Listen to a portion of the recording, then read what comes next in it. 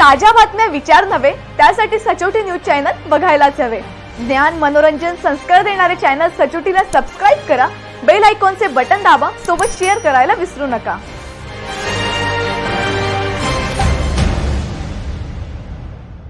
खानदेश शिक्षण मंडळाच्या 12 जागेसाठी मतदानाची जय्यत तयारी झाली असून प्रताप महाविद्यालयाच्या आवारात 10 बूथ उभारण्यात आले आहेत। ज्या सभासदांनी मतदार यादीसाठी फॉर्म भरलेला नाही त्यांनी आधारची झेरॉक्स व फोटो जमा करणे बंधनकारक आहे।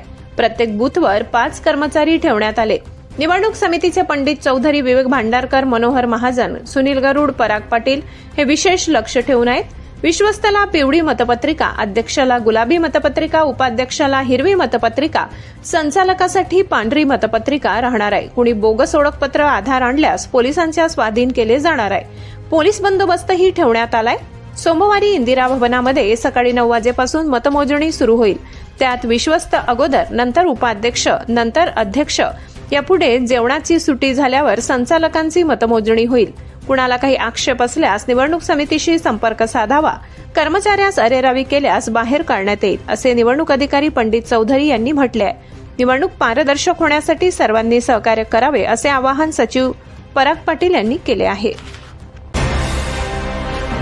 ताज्या बातम्या विचार नव्हे त्यासाठी सचोटी न्यूज चॅनल बघायलाच हवे।